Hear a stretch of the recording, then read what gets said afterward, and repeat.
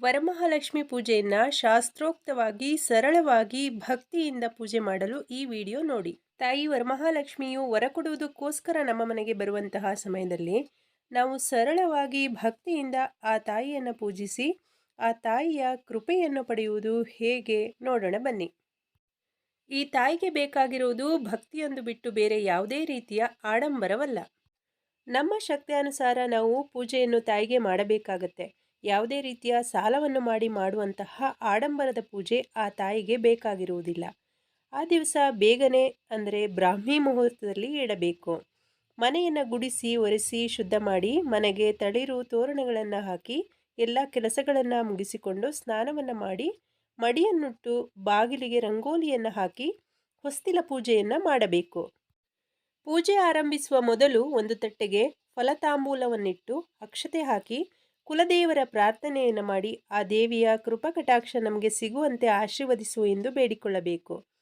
ನೀವು ವರಮಹಾಲಕ್ಷ್ಮಿಯನ್ನು ಉತ್ತರ ದಿಕ್ಕಿಗೆ ಅಥವಾ ಪೂರ್ವ ದಿಕ್ಕಿಗೆ ಎದುರಾಗಿ ಕೂರಿಸುವಂತಹ ಸ್ಥಳವನ್ನು ಶುದ್ಧಿ ಮಾಡಿ ಅಲ್ಲಿ ಒಂದು ಪೀಠವನ್ನು ಇಡಬೇಕು. ಹಾಗೆ ರಂಗೋಲಿ ಹಿಟ್ಟಿನಿಂದ ಅಷ್ಟದಳ ಕಮಲವನ್ನು ಅಥವಾ ಹೃದಯ ಕಮಲ ರಂಗೋಲಿಯನ್ನು ಹಾಕಬೇಕು. ಒಂದು ಅಗಲವಾದ ತಟ್ಟೆಗೆ 5 ಹಿಡಿ ಅಕ್ಕಿಯನ್ನು ಹಾಕಿ ಅದರ ಒಳಗೆ ಶ್ರೀ ಅನ್ನೋ ಅಕ್ಷರವನ್ನು ಕುಂಕುಮದಿಂದ ಬರೆದು ಎರಡೂ ಕಡೆ ದೀಪವನ್ನು ಹಚ್ಚಿ ಇಡಬೇಕು. ಒಂದು ಬಾಳೆ ಎಲೆಗೆ ಸ್ವಲ್ಪ ಅಕ್ಕಿಯನ್ನು ಹಾಕಿ ಅದರ ಮೇಲ್ಗಡೆ ಅರಿಶಿಣದಿಂದ ಅಥವಾ ಸಗಣಿಯಿಂದ ಮಾಡಿದಂತಹ ಗಣಪತಿಯನ್ನು ಇಡಬೇಕು. ನಿಮ್ಮ ಮನೆಯಲ್ಲಿ ಗಣಪತಿಯ ಸಣ್ಣ ಮೂರ್ತಿ ಇದ್ದರೆ ಅದನ್ನು ಕೂಡ ಇಡಬಹುದು. ಗಣಪತಿಯನ್ನು ಯಾವಾಗಲೂ ಲಕ್ಷ್ಮಿಯ ಬಲಭಾಗದಲ್ಲಿ ಇಡಬೇಕು. ಈಗ ನಾವು ಪೂಜಿಸುವಂತಹ ಕಳಸವನ್ನು ತೆಗೆದುಕೊಂಡು ಅದರ ಕಂಠದವರೆಗೂ ಶುದ್ಧವಾದ ನೀರನ್ನು ತುಂಬಿಸಿ ಅದಕ್ಕೆ ಅರಿಶಿನ ಕುಂಕುಮ ಗಂಧ ಅಕ್ಷತೆ ಹೂ ಹಾಕಿ ಗಂಗಾದೇವಿಯನ್ನು ಪ್ರಾರ್ಥನೆ ಮಾಡಬೇಕು. ಕಳಸದ ಒಳಗೆ 1 ಅಡಿಕೆ 1 ರೂಪಾಯಿ ಕಾಯಿನ್ ಹಾಕಿ ಕಳಸಕ್ಕೆ 5 ವಿಳ್ಯದೆಲೆ ಅಥವಾ ಮಾವಿನ ಎಲೆಯನ್ನು ಇಡಬಹುದು. ಕಳಸದ ಮೇಲ್ಗಡೆ ತೆಂಗಿನಕಾಯಿಯನ್ನು ಇಡಬೇಕು. ತೆಂಗಿನಕಾಯಿಯ ಕಣ್ಣುಗಳು ಮುಂದೆ ಬಂದಿರಬೇಕು. ಕಳಸಕ್ಕೆ ಅರಿಶಿನ ಕುಂಕುಮವನ್ನು ಹಚ್ಚಿ ಅರಿಶಿಣದ ಕೊಂಬನ್ನು ಕಟ್ಟಬೇಕು. ಕಳಸಕ್ಕೆ ಲಕ್ಷ್ಮಿಯ ಮುಖವಾಡವಿದ್ದರೆ ಹಾಕಬಹುದು. ಅಕ್ಷತೆಯನ್ನು ಪೀಠಕ್ಕೆ ಹಾಕಿ ಅಲ್ಲಿ ಕಳಸ ಪ್ರತಿಷ್ಠಾಪನೆಯನ್ನು ಮಾಡಬೇಕು.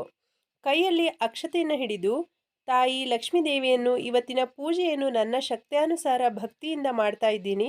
ಏನಾದರೂ ಈ ಪೂಜೆಯಲ್ಲಿ ಲೋಪದೋಷಗಳಿದ್ದಲ್ಲಿ ಅದನ್ನು ನಿವಾರಿಸಿ ನನ್ನ ಕುಟುಂಬಕ್ಕೆ ಒಳ್ಳೆಯದನ್ನು ಮಾಡಿ ಹಾರೈಸು ಎಂದು ಅಕ್ಷತೆಯನ್ನು ಒಂದು ತಟ್ಟೆಗೆ ಹಾಕಿ ಕೈಗೆ ಸ್ವಲ್ಪ ನೀರು ಹಾಕಿ ಆ ನೀರನ್ನು ಅಕ್ಷತೆಯ ಮೇಲೆ ಬಿಡಬೇಕು. ಇದು ನಾವು ಮಾಡ್ತಾ ಇರುವಂತಹ ಸಂಕಲ್ಪ.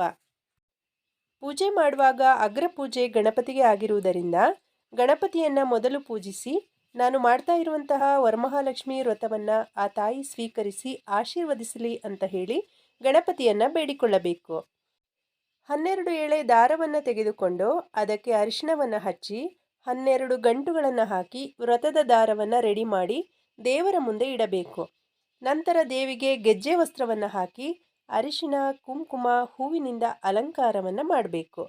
ದೇವಿಗೆ ಉಡಿ ತುಂಬುವುದಕ್ಕೋಸ್ಕರ ಹಣ್ಣುಗಳು ಬಳೆ ವಿಳ್ಯದೆಲೆ ಅಡಿಕೆ ಎಲ್ಲವನ್ನು ಕೂಡ ರೆಡಿ ಮಾಡಿ ಇಡಬೇಕು.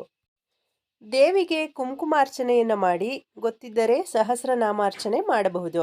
ಧೂಪ ದೀಪಾದಿಗಳನ್ನು ಮಾಡಿ ದೇವಿಗೆ ನಾವು ಮಾಡಿಕೊಂಡಿರುವಂತಹ ಸಿಹಿ ಅಡುಗೆಗಳ ನೈವೇದ್ಯಗಳನ್ನು ಇಡಬೇಕು. ನಂತರ ದೇವಿಗೆ ಆರತಿಯನ್ನು ಮಾಡಿ ನಮ್ಮ ಇಷ್ಟಾರ್ಥ ಸಿದ್ಧಿಗಳನ್ನು ಭಕ್ತಿಯಿಂದ ಬೇಡಿಕೊಳ್ಳಬೇಕು. ಕೈಯಲ್ಲಿ ಅಕ್ಷತೆಯನ್ನು ಹಿಡಿದು ನನ್ನ ತಿಳುವಳಿಕೆ ಅನುಸಾರ ನಾನು ಪೂಜೆ ಮಾಡಿದ್ದೀನಿ. ಈ ಪೂಜೆಯಲ್ಲಿ ಏನಾದರೂ ಲೋಪದೋಷಗಳಾದಲ್ಲಿ ಜಗನ್ಮಾತೆಯಾದ ತಾಯಿ ಕ್ಷಮಿಸಿ ಪೂಜೆಯನ್ನು ಸ್ವೀಕರಿಸಿ ಹಾರೈಸು. ನಿನ್ನ ಕೃಪಾದೃಷ್ಟಿಯು ನನ್ನ ಹಾಗೂ ನನ್ನ ಕುಟುಂಬದ ಮೇಲಿರಲಿ ಎಂದು ಕೇಳಿಕೊಳ್ಳಬೇಕು. ಅಕ್ಷತೆಯನ್ನು ಕಳಸದ ಮೇಲೆ ಹಾಕಬೇಕು. ಮನೆಯ ಹಿರಿಯರಿಂದ 12 ಎಳೆ ವ್ರತದ ದಾರವನ್ನು ಕಟ್ಟಿಸಿಕೊಳ್ಳಬೇಕು. 5 ಜನ ಮುತ್ತೈದೆಯರಿಗೆ ಬಾಗಿಣವನ್ನು ಕೊಡಬೇಕು. ಇಲ್ಲಿ ಎಲ್ಲದಕ್ಕಿಂತ ಭಕ್ತಿ ಮುಖ್ಯ. ಯಾವುದೇ ಆಡಂಬರದ ಪೂಜೆ ಆ ತಾಯಿಗೆ ಬೇಕಿಲ್ಲ. ತುಂಬ ಶ್ರದ್ಧೆಯಿಂದ ಭಕ್ತಿಯಿಂದ ಒಂದು ಹೂವನ್ನಿಟ್ಟರೂ ಕೂಡ ಆ ತಾಯಿ ಸ್ವೀಕರಿಸುತ್ತಾಳೆ. ಆದರೆ ನಮ್ಮ ಕೆಲವೊಂದು ಸಂಪ್ರದಾಯದಂತೆ ಶಾಸ್ತ್ರೋಕ್ತವಾಗಿ ಕೆಲವೊಂದು ಹಬ್ಬ ಹರಿದಿನಗಳನ್ನು ಆಚರಿಸಿ ವ್ರತಗಳನ್ನು ಮಾಡುವುದರಿಂದ ಹೆಚ್ಚಿನ ಫಲ ಸಿಗುವುದು ಹಾಗೂ ನಮ್ಮ ಕಷ್ಟಗಳೆಲ್ಲ ಪರಿಹಾರವಾಗಿ ತಾಯಿ ಲಕ್ಷ್ಮಿಯ ಕೃಪೆ ನಮ್ಮ ಮೇಲೆ ಕೃಪಕಟಾಕ್ಷ ಬೀರುವಳೆಂಬ ನಂಬಿಕೆ ಇದೆ. ಇವತ್ತಿನ ಮಾಹಿತಿ ಇಷ್ಟ ಆದರೆ ಲೈಕ್ ಮಾಡಿ. ಮತ್ತಷ್ಟು ಹೊಸ ಮಾಹಿತಿಗಳಿಗಾಗಿ ಚಾನಲ್ನ ಸಬ್ಸ್ಕ್ರೈಬ್ ಮಾಡಿ. ಮತ್ತೊಂದು ಹೊಸ ವಿಡಿಯೋದೊಂದಿಗೆ ಸಿಗೋಣ. ವಿಡಿಯೋ ನೋಡಿದ್ದಕ್ಕಾಗಿ ಧನ್ಯವಾದಗಳು.